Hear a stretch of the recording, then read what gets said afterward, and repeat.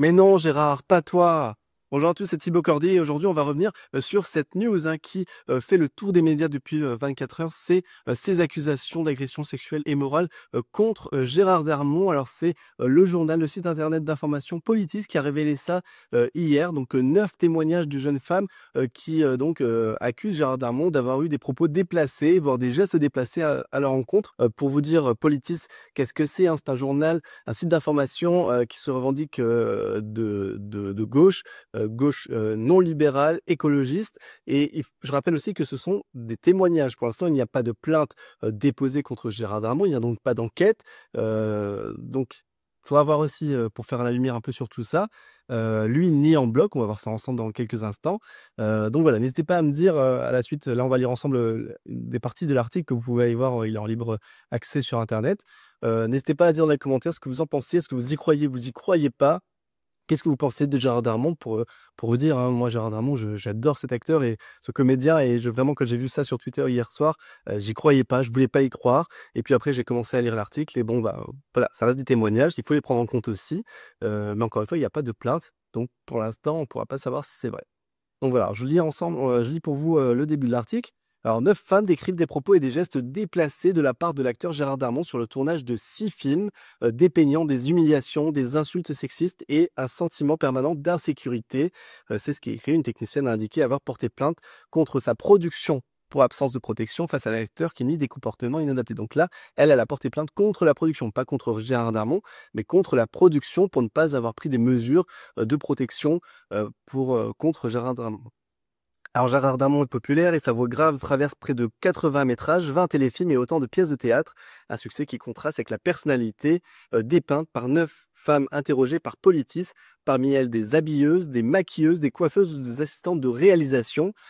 Plusieurs occupent des postes précaires qu'elles considèrent interchangeables face à l'impunité accordée à l'artiste. Certaines décrivent des insultes ou un besoin de toucher des femmes. Donc voilà, donc là on commence à dépendre un peu le comportement de Gérard Darmon sur certains tournages. Il y aurait voilà, des gestes déplacés, des comportements déplacés, un besoin de toucher des femmes. Donc de son côté, je vous l'ai dit, Gérard Darmon ni en bloc, contacté par Politis, Gérard Darmon ni avoir été l'auteur de propos ou de gestes déplacés. Il a rapidement dévié ses propos sur le terrain de l'insulte et de la menace. Donc apparemment, il s'est énervé, il s'est mis à insulter le journaliste ou les témoignages.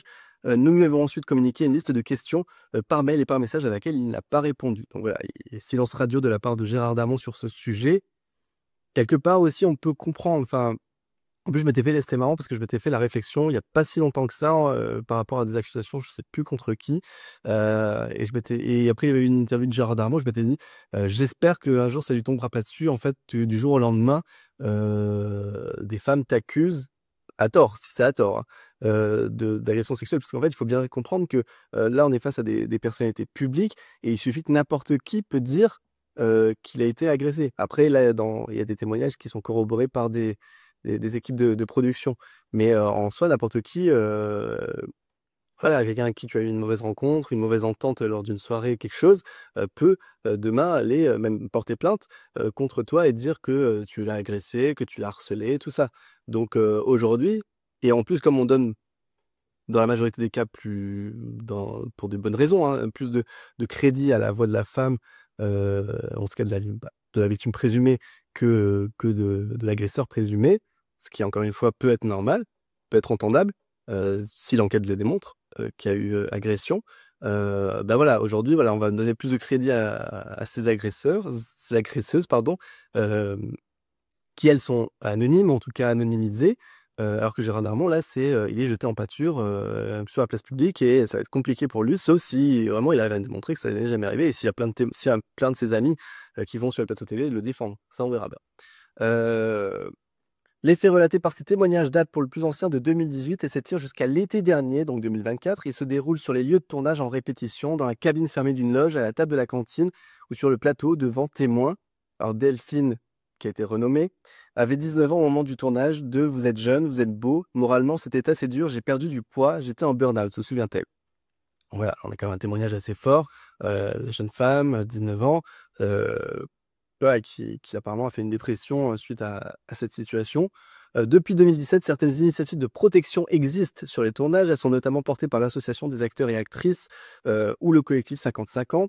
La politique a aussi pris les choses en main en remettant sur les rails de la commission d'enquête sur les violences sexistes et sexuelles dans le cinéma, le théâtre, la mode et l'audiovisuel après la dissolution de l'Assemblée nationale en juin dernier. Mais des failles restent béantes. C'était le cas pour le film On fait quoi maintenant, sorti en 2024 ou tourné en 2024. Où l'une des référentes harcèlement n'était autre que la productrice et la femme du réalisateur Lucien Jean-Baptiste. Sur ce tournage, donc là on raconte vraiment sur le dernier tournage, sur le tournage en plein été, une technicienne affirme avoir subi des remarques de Gérard Darmon sur ses habits et son corps. Au fur et à mesure de mes allers-retours, j'entends des remarques, des blagues sur ma tenue, des réflexions sur mon débardeur, se remémore-t-elle. Au propos s'ajoutent les regards, il observe ma poitrine, mes hanches, puis des gestes, il met une main en bas de mon dos.